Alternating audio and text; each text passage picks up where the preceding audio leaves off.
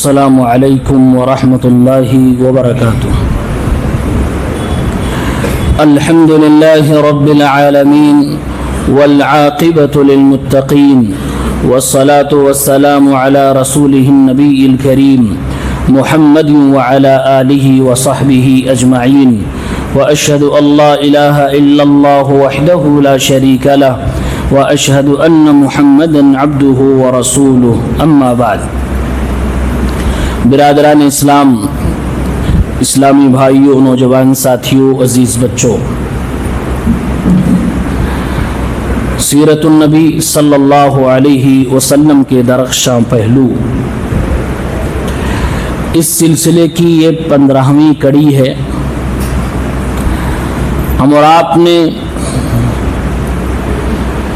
اللہ کے نبی صلی اللہ علیہ وسلم کی بعثت سے پہلے کی زندگی کو تفصیلاً دیکھا۔ اب آپ کی مکی زندگی پر ہم اور آپ تذکرہ سن رہے ہیں، سماعت کر رہے ہیں۔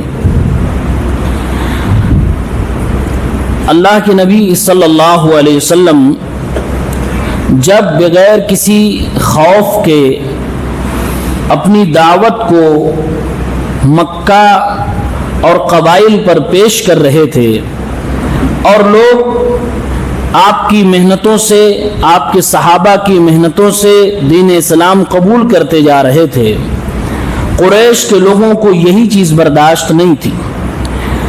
قریش نے پوری کوشش کی، لوگ حبشہ ہجرت کر کے چلے گئے، ایک بار گئے، 2 بار چلے گئے، اور حضرت حمزہ جیسے بہادر اسلام کے سپاہی مشرف اسلام ہو گئے، حضرت عمر اسلام لے آئے۔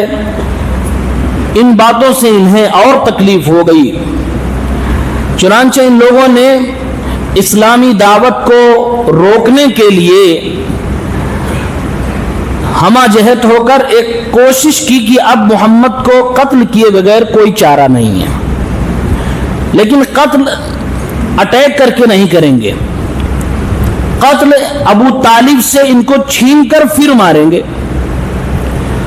اور ان سے کہیں گے کہ ہمیں ہینڈ اوور کرو محمد کو، تاکہ ہم انہیں جو سزا دینا چاہیں دے، ورنہ تمہارے پورے خاندان سمیت ہماری طرف سے آنے والے عذاب کو چکھنے کے لیے تیار ہو جاؤ۔ چنانچہ ان لوگوں نے میٹنگ کری، قریش اور بنو کنانہ کے لوگ، کہ جب تک محمد ہمارے قبضے میں نہیں آ جاتے، ان کی سنرکشن کرنے والے تمام لوگوں کو، ان کی حفاظت کرنے والے تمام لوگوں کو بائیکاٹ کیا جائے۔ اسی کو عربی میں مقاطعہ عامہ، سوشل بائیکاٹ، اور اردو سیرت نگاروں نے شیب ابی طالب کی گھاٹی کے نام سے ذکر کیا ہے۔ چنانچہ صحیح بخاری کی روایت ہے 1590، جب اللہ کے نبی صلی اللہ علیہ وسلم دوبارہ مکہ تشریف لائے تو صحابہ نے پوچھا، اے اللہ کے نبی کل کہاں ہم لوگ رکیں گے؟ تو آپ صلی اللہ علیہ وسلم نے فرمایا، نحن نازلون غدا بخیف بنی کنانہ حیث تقاسموا علی الکفر، کل ہم بنو کنانہ کے خیف اس جگہ پر ٹھہریں گے، اتریں گے جہاں پر بنو کنانہ اور قریش کے لوگوں نے کفر پر ایک دوسرے سے قسم کھائی تھی اور اٹھائی تھی۔ محمد بن شہاب الزہری نے صحیح بخاری کی اسی حدیث میں اس کی تفصیل بیان کرتے ہوئے کہا کہ ان لوگوں نے قسم کھائی کہ یہ بنو ہاشم اور بنو عبد المطلب سے نہ تو نکاح کریں گے، نہ تو کوئی کاروباری معاملہ کریں گے، اور نہ ہی ان سے میل ملاپ رکھیں گے، سوشل بائیکاٹ کیا جائے۔ یہ جہاں پر ان لوگوں نے قسم کھائی تھی وہ وہی خیف کا علاقہ ہے جہاں آج کے دور میں مسجد خیف بنی ہوئی ہے منی کے اندر۔ اکثر سیرت نگاروں نے لکھا ہے کہ وہی جگہ تھی۔ تو صحیح بخاری کی اس روایت سے اشارہ ملتا ہے اس واقعے کی طرف، ورنہ سیرت نگاروں نے پوری تفصیل کے ساتھ اس کو ذکر کیا ہے۔ اب یہ طے ہو گیا، ایک صحیفے میں لکھ لیا گیا اور اسے خانہ کعبہ کے اندر لے جا کر ٹانگ دیا گیا، جس میں یہ معاملات طے پائے کہ اب آج سے کوئی بھی محمد الرسول اللہ اور ان کے خاندان اور ان کی حفاظت کرنے والے تمام لوگ بنو ہاشم اور بنو عبد المطلب سے کوئی کاروبار نہیں، کوئی شادی بیاہ نہیں، کوئی معاملہ نہیں، کوئی بات چیت نہیں، سوشل بائیکاٹ کیا جائے اور مکے کی اصل آبادی سے ہٹا کر ان کو دو پہاڑوں کے بیچ میں ایک گھاٹی کے اندر زندگی گزارنے پہ مجبور کر دیا جائے۔ اور یہ اس وقت تک چلے گا جب تک بنو ہاشم اور ابو طالب جیسے لوگ خود محمد کا ہاتھ پکڑ کے ہمارے ہاتھ میں نہ دے دے کہ لے جاؤ جو کرنا ہو کرو۔ کتنی خطرناک چال چلی گئی، اور یہ انسانیت کی بدترین سزا ہے کہ کسی قوم کو سوشل بائیکاٹ کر دیا جائے، کھانے پینے تک کے لالے لگ جائیں، کاروبار بند کر دیا جائے، نکاح شادی بیاہ بات چیت تک بند کر دی جائے۔ یہ بہت خطرناک سزا تھی۔ اسی لیے اس سزا کے خلاف اللہ کے نبی کے صحابہ تو اکٹھا ہوئے ہی، ساتھ میں آپ کے خاندان کے بنو ہاشم کے بنو عبد المطلب کے بہت سارے کفار بھی آپ کے ساتھ آ گئے اور کہا کہ ہم اپنے بنو ہاشم خاندان کی حمایت میں ہم بھی گھاٹی میں جا کر رہیں گے۔ ابو لہب نہیں آیا، ابو جہل اور ابو لہب یہ اس طرف سے سرغنا تھے، وہ اس کو لیڈ کر رہے تھے۔ چنانچہ مشکلات بڑھتی گئیں، اللہ کے نبی صلی اللہ علیہ وسلم حضرت خدیجہ کے ساتھ اسی گھاٹی میں زندگی گزار رہے ہیں، ابو طالب بھی ہیں اور بہت سارے مسلمان بھی ہیں، بچے بھی ہیں، جوان بھی ہیں، بوڑھے بھی ہیں۔ کچھ دنوں کے بعد کھانے پینے کا سب کچھ سامان ختم ہو گیا، کھانے کے لیے لالے پڑ گئے، صحابہ کرام نے پتے تک کے کھائے، بعض روایتوں کے مطابق جانوروں کی میگنیاں تک کھانی پڑی۔ جو رشتہ دار تھے حضرت خدیجہ کے ایک بھائی کے بیٹے بھتیجے تھے حکیم ابن حزام، وہ گیہوں لے کر جا رہے تھے، راستے میں ابو جہل مل گیا اور ڈانٹ ڈپٹ کرنے لگا، مارنے تک کی نوبت آ گئی۔ اگر کوئی ان کو کھانا بھیجنے کی کوشش کرتا تو یہ لوگ اس کو روکتے تھے کہ کھانا تک نہ بھیجا جائے۔ چنانچہ ماؤں کے سینوں میں دودھ نہیں، بچوں کو پینے کے لیے کوئی خوراک نہیں، بچے رو رہے ہیں، بلک رہے ہیں، مائیں پریشان ہیں، خود اللہ کے نبی صلی اللہ علیہ وسلم پریشان، حضرت خدیجہ پریشان، ابو طالب صاحب پریشان، پورا شیب ابی طالب کی گھاٹی میں کوہرام مچا ہوا ہے۔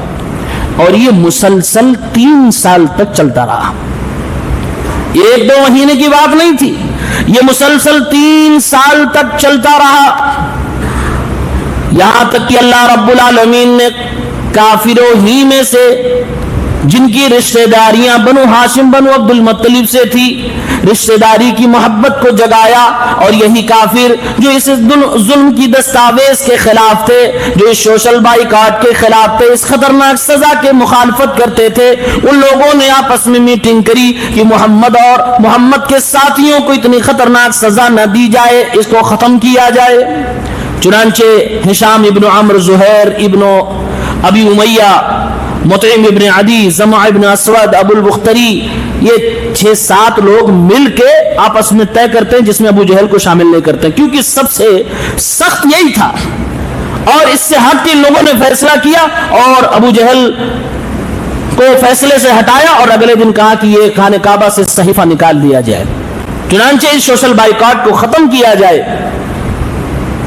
یہ لوگ آئے، سوشل بائیکاٹ کو ختم کرنے کے لیے صحیفے کو نکالا اور اس کو پھاڑ کے دوسری طرف پھینک دیا گیا، تو ختم کر دیا گیا۔ اللہ تعالیٰ نے یہ بات ان کے دلوں میں ڈالی، کیونکہ یہ رشتہ داری چل رہی تھی، جبکہ یہی دشمن تھے پہلے، لیکن اللہ تعالیٰ کو کام لینا تھا تو ان کے دل میں اسی رشتہ داری کی محبت کو ڈال دی۔ اس سلسلے میں بڑی مشہور بات یہ ہے کہ دیمک نے وہ صحیفہ کھا لیا تھا، اس کے حروف غائب کر دیے تھے، لیکن اس میں کوئی بھی سند صحیح نظر نہیں آئے، ساری سندیں ضعیف۔ جو دیمک کے صحیفہ چاک کرنے اور اسے کھانے کی روایتیں ہیں، ساری سندیں اس میں ضعیف نظر آئی۔ اتنی مشکل بھری وقت میں 3 سالہ مدت اللہ کے نبی صلی اللہ علیہ وسلم نے اپنے صحابہ کرام کے ساتھ گزاری ہے، سوشل بائیکاٹ کو سہا ہے، لیکن جب حج کا موسم آتا تھا، اللہ کے نبی صلی اللہ علیہ وسلم اس گھاٹی سے نکلتے تھے اور مکے کی وادیوں میں نئے نئے لوگوں کو تلاشتے تھے کہ مکہ والے بات چیت بند کیے تو کیا ہوا، مکہ والوں نے بائیکاٹ کیا تو کیا ہوا، باہر کے آئے ہوئے مہمانوں اور خانہ کعبہ کے زائرین کاروباری لوگوں کو اللہ کے نبی ڈھونڈ ڈھونڈ کر اسلام کی دعوت دیتے تھے۔ آپ اس مشکل کے وقت میں بھی اپنی دعوت کے کام کو نہیں روکے اور آپ نے کنٹینیو رکھا۔ چنانچہ یہ سوشل بائیکاٹ ختم ہو گیا، پھر واپس اللہ کے نبی صلی اللہ علیہ وسلم مکہ میں آ گئے، لیکن قریش پوری طریقے سے جل بھن گئے، خاص طور سے ابو جہل۔ اب اس کے بعد ایک دوسرا بڑا واقعہ پیش آیا، سن 10 نبوت۔ یہ سن 7 نبوت سے شروع ہوا تھا، 10 نبوت پہ جا کے ختم ہوا، یعنی نبی بنے ہوئے ہمارے نبی کو 10 سال ہو گئے۔ اب آپ کا جو سماج کے اندر بڑا سہارا، ظاہری بڑا سہارا تھا، ابو طالب کی حمایت، اس سال ابو طالب کی وفات ہو گئی۔ ابو طالب کی وفات ہو گئی، اللہ کے نبی کی پوری کوشش تھی کہ ایمان لے آئے، اسلام لے آئے۔ صحیح بخاری کی روایت ہے 3884 اور صحیح مسلم میں بھی حدیث ہے، اللہ کے نبی صلی اللہ علیہ وسلم ابو طالب کے آخری مرحلے میں قریب آ کر بیٹھتے ہیں اور فرماتے ہیں، اے عمی قل لا الہ الا اللہ کلمۃ احاج لک بها عند اللہ، اے چچا محترم لا الہ الا اللہ کلمہ پڑھ لیجئے، یعنی مجھے اللہ کا آخری رسول تسلیم کر لیجئے، اسلام لے آئیے، اس کلمے کی بنیاد پر اللہ تعالیٰ کے یہاں آپ کے لیے میں سفارش کروں گا۔ چنانچہ ابو طالب کے پاس وہیں پر ابو جہل بھی بیٹھا ہوا تھا، عبداللہ ابن ابی امیہ بھی بیٹھا ہوا تھا۔ یہ دونوں کفار اللہ کے نبی صلی اللہ علیہ وسلم کے اس دعوت کے بعد فوراً بول پڑے، یا ابا طالب اترغب عن ملت عبد المطلب، اے ابو طالب پوری زندگی آپ نے محمد کے دین کو نہیں مانا، اب آخری وقت میں بستر مرگ پہ موت آنے کے بعد کیا آپ عبد المطلب کے دین کو چھوڑ دو گے؟ یعنی عار دلا رہے ہیں، غیرت جھوٹی جگا رہے ہیں کہ ابھی تک باپ دادا کے دین کو فالو کیا، اب دنیا سے جاتے جاتے کیا غداری کر جاؤ گے؟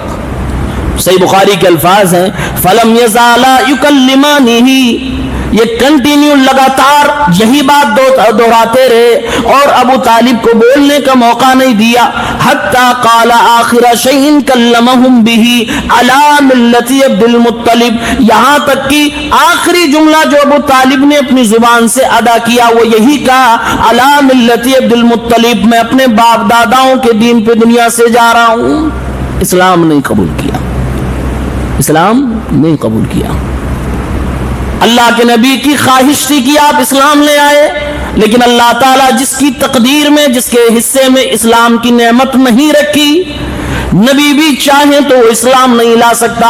اس لیے اللہ نے قرآن کی آیت نازل فرمائی، انک لا تہدی من احببت ولکن اللہ یہدی من یشاء، اے میرے محبوب آپ جسے پسند کرتے ہیں وہ اسلام لے آئے، ایسا نہیں ہوگا، اے نبی اسلام وہی لائے گا جس کو اللہ تعالیٰ توفیق عنایت فرمائے گا۔ اللہ کے نبی نے اپنے چچا کی قربانیوں کو اور ان کی محنتوں کو یاد کیا اور کہہ بیٹھے، اے میرے چچا آپ نے اسلام قبول نہیں کیا کوئی بات نہیں، لیکن میں اپنے اللہ سے آپ کے لیے مغفرت کی دعا کروں گا۔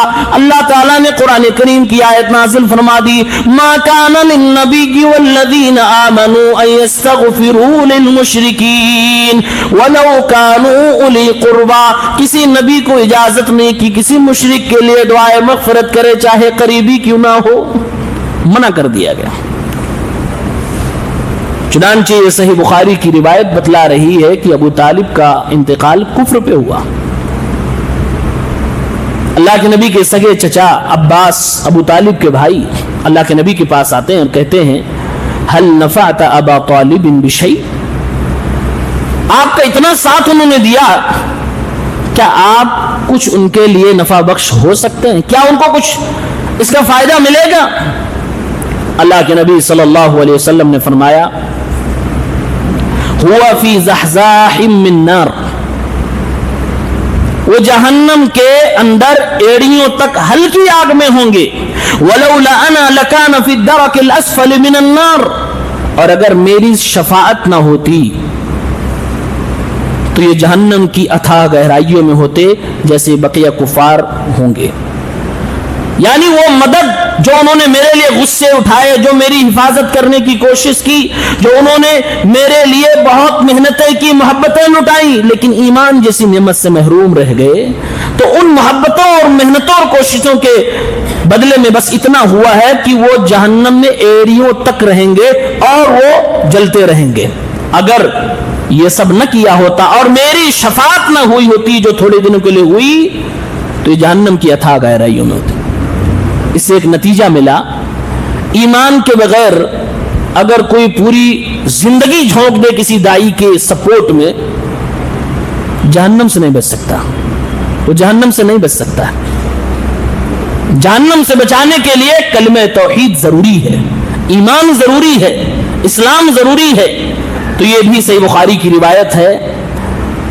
دونوں حدیثیں میں نے صحیح بخاری صاحب کو کوٹ کی. اس لیے بہت سارے مسلمان اپنے آپ کو کہنے والے آج بھی ابو طالب کو ایمان والا ثابت کرتے ہیں. ہمارے علاقے میں ایک دروازہ ہے, کسی بڑے شیعہ علاقے میں وہ دروازہ بنایا گیا اور اس پہ لکھا گیا باب ابو طالب رضی اللہ عنہ, یعنی ان کو مسلمان تسلیم کیا گیا. اور بہت ساری روایتیں بیان کی جاتی ہیں ان کے اسلام لانے کے حوالے سے. جتنی بھی روایتیں ہیں کوئی بھی روایت صحیح نہیں ہے,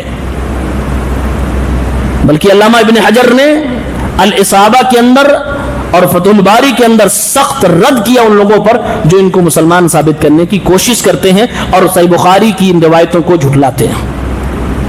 تو ان کا انتقال ہو گیا, جس سے اللہ کے نبی کو بڑی تکلیفیں ہوئی.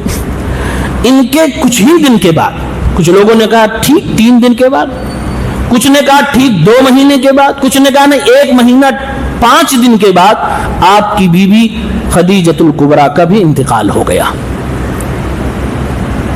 دونوں کا انتقال اللہ کے نبی صلی اللہ علیہ وسلم کے لیے بڑی تکلیف دہ بات تھی, اس لیے کہ باہر سماج اور معاشرے میں آپ کے لیے ڈھال ابو طالب تھے جو لوگوں کو روکتے تھے, لیکن گھر اندر ذہنی اور اندرونی تکلیفوں سے جو آپ کو تسلی دیتی تھی وہ آپ کی بیوی تھی. تو باہر کا ڈھال اور اندر کی تسلی دونوں ایک وقت میں ختم ہو گئی. علامہ ابن کثیر نے البدایہ کے اندر ایک گفتگو کی ہے کہ ابو طالب کو اللہ تعالیٰ نے ایمان کی توفیق کیوں نہیں دی. وہ تو اللہ بہتر جانتا ہے کہ کون ایمان کے لائق ہے کون نہیں ہے, لیکن ایک جملہ انہوں نے نقل کیا ہے جو قابل بیان ہے. کہتے ہیں لو اسلم ابو طالب لما كان له عند مشرك قریش وجاهه ولا كانوا يهابونه ولا يحترمونه.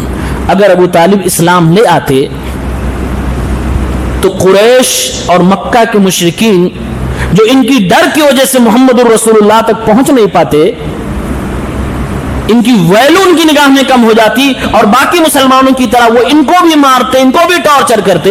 شاید یہ حکمت رہی ہو نبی کی حفاظت کے لیے کہ ابو طالب اسلام نہیں لائے.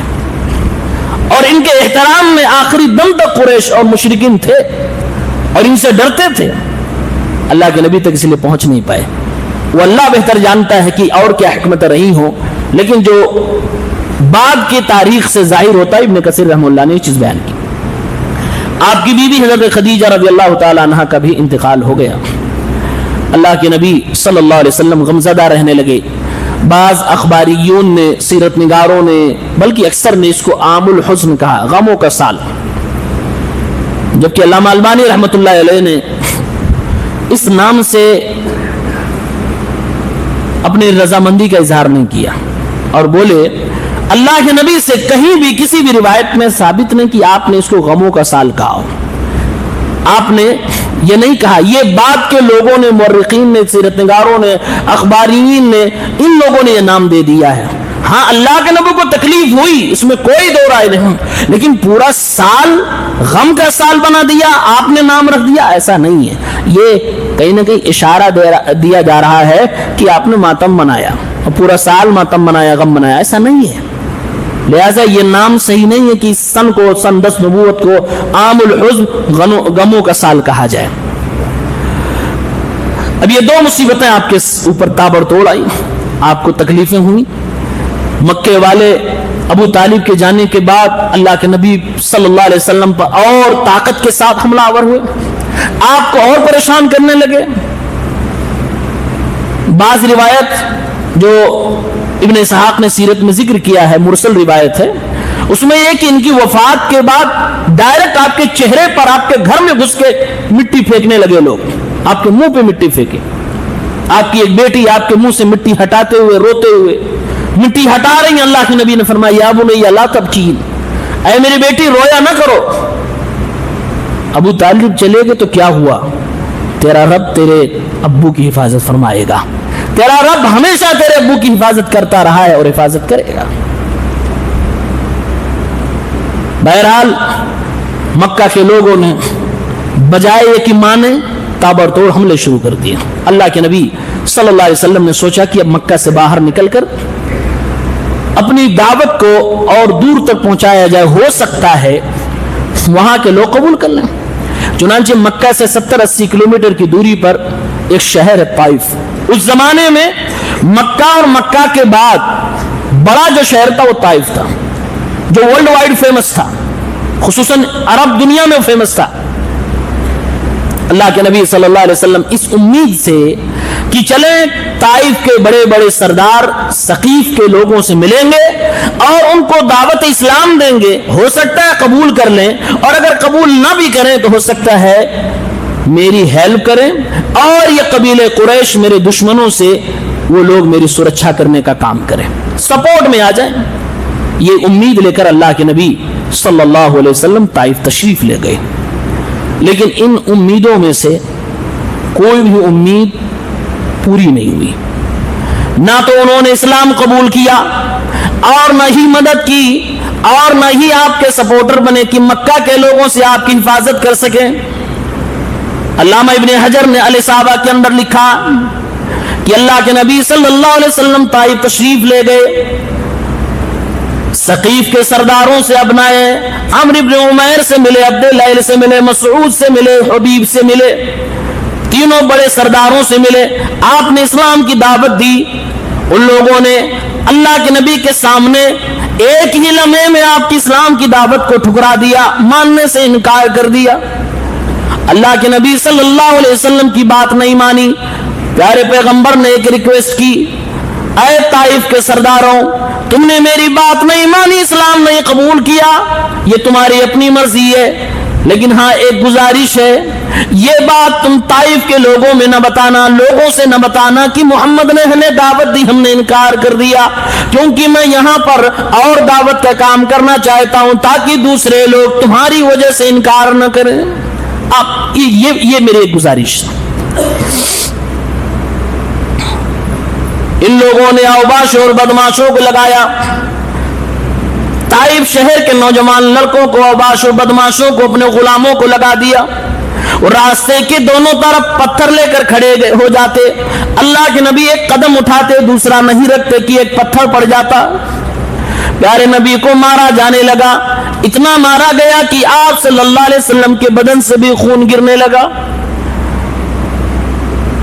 ان لوگوں نے نہ اسلام قبول کیا, نہ اللہ کے نبی کی گزارش کو مانا, بلکہ الٹا آپ کے اوپر بدماشوں کو لگا دیا. اللہ کے نبی صلی اللہ علیہ وسلم کے پیچھے لوگ لگے رہے, مارتے رہے. اللہ کے نبی صلی اللہ علیہ وسلم کے لوگ پتھروں سے مارتے مارتے ایک باغ کے پاس پہنچا دیے. اللہ کے نبی باغ کی دیوار کے اندر چلے گئے. جب دیکھا کہ یہ اوباش, یہ بدماش, یہ پیچھا نہیں چھوڑ رہے, مار رہے ہیں پتھر پہ پتھر, قدم اٹھاتے رکھتے نہیں کہ پتھر پڑ جاتا دونوں طرف سے. ایک باغ تھا کھجور کا, اسی باغ میں گھس کے چاروں طرف سے دیواریں گھری ہوئی تھی. باغ میں اس باغ کے مالک بیٹھے ہوئے تھے. ایک کونے میں دیوار سے ٹیک لگائے, لہو لہان خون سے اللہ کے نبی صلی اللہ علیہ وسلم بیٹھ گئے. وہ دونوں دیکھتے ہیں کہ لہو لہان ہے محمد, اور کیا حالت طائف والوں نے بنا دی ہے. ترس آیا اپنے غلام جو کہ عیسائی تھا, اداس, اس سے کہا کہ وہ جو دیوار پہ ٹیک لگائے لہولہان زخمی انسان بیٹھا ہے محمد، یہ لے جاؤ کھجور کا گچھا اسے دے دو اور کہہ دو کہ یہ کھانے کے لیے دیا گیا ہے تاکہ کھا لے کچھ۔ وہ غلام عیسائی نصرانی تھا، آتا ہے اللہ کے نبی صلی اللہ علیہ وسلم کے پاس، کھجور آپ کو پروستا ہے، اللہ کے نبی انگور آپ کو دیتا ہے، اللہ کے نبی انگور ہاتھ میں لیتے، بسم اللہ کر کے آپ اپنے منہ میں رکھتے۔ وہ نصرانی غلام چونک پڑتا ہے کہ بسم اللہ کر رہا ہے، کون انسان ہے؟ کیونکہ اس نے بسم اللہ کرنے والے مکے کے لوگوں کو نہیں دیکھا تھا۔ جب بات چیت ہوئی، بات چیت سے پتا چلا، اللہ کے نبی نے فرمایا میں اللہ کا نبی ہوں۔ وہ اللہ کے نبی کی پیشانی کو چومنے لگا، اللہ کے نبی کے ہاتھوں کو بوسہ دینے لگا، پیار لٹانے لگا کہ ہائے طائف کے بدنصیبوں، کیا کیا تم نے؟ وقت کے پیغمبر کو لہولہان کر دیا، اور یہ نبی ہے۔ وہ دونوں بیٹھ کے سرداران دیکھ رہے ہیں کہ میرا غلام تو کچھ چومنے لگا۔ وہیں سے آواز دیتے ہوئے کہتے لا یصرفنک عن دینک، اے میرے غلام ذرا خبردار، احتیاط سے کام لو، کہیں ایسا نہ ہو یہ تم کو تمہارے دین سے پھیر دے۔ فإن دینک خیر من دینہ، تمہارا دین اس کے دین سے بہتر ہے۔ وہ انگور دینے والے سردار اپنے غلام سے کہہ رہے ہیں کہیں ایسا تو نہیں تم اسلام قبول کر لے رہے ہو؟ مت قبول کرنا، تمہارا دین عیسائیت اس کے دین سے بہتر ہے، زیادہ ترس دکھانے کی ضرورت نہیں، انگور دیے اپنے راستے جاؤ۔ اللہ کے پیغمبر صلی اللہ علیہ وسلم لہولہان اسی باغ کے اندر تشریف فرما ہے، رب العالمین سب کچھ دیکھ رہا ہے، اپنے پیغمبر صلی اللہ علیہ وسلم کی دعوت کی راہ میں ملنے والی مشکلوں کو دیکھ رہا ہے۔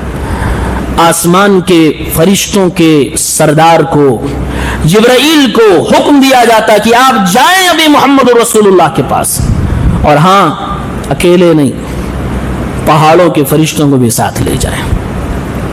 جبرائیل اللہ کے نبی صلی اللہ علیہ وسلم کے پاس آتے وہی باغ میں، اور آپ پر سایہ فگن ہوتے ہیں، السلام علیکم یا محمد، آپ کو سلام عرض کرتے ہیں۔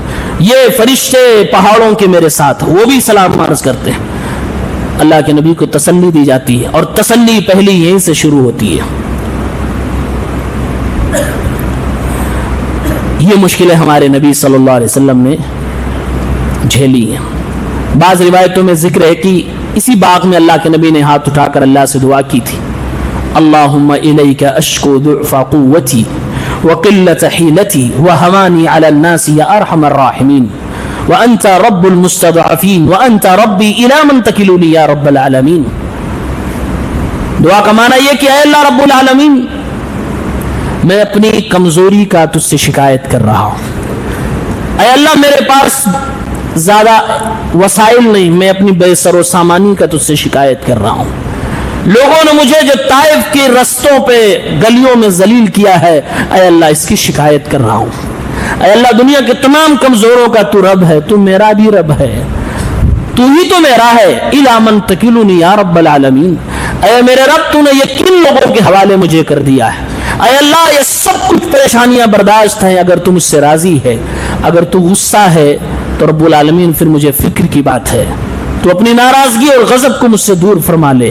اے اللہ میں تیری مدد کا محتاج ہوں، میری مدد فرما دے۔ روایات بتلاتی اس کے بعد جبرائیل علیہ السلام آئے تھے، لیکن یہ روایت سند کے اعتبار سے ثابت نہیں ہے، جیسے کہ علامہ البانی نے سلسلہ حدیث صحیحہ کے اندر اور دفاع عن الحدیث کے اندر ذکر کیا ہے۔ اب اس کے بعد انشاءاللہ کل جو آپ صلی اللہ علیہ وسلم کو تسلیاں، لگاتار 3 تسلیاں دی گئی اور آپ کو سپورٹ اللہ کی طرف سے کیا گیا، اللہ تعالیٰ ہم سب کو سیرت النبی سمجھنے پڑھنے کی توفیق عنایت فرما۔ سبحانک اللہم ربنا و بحمدک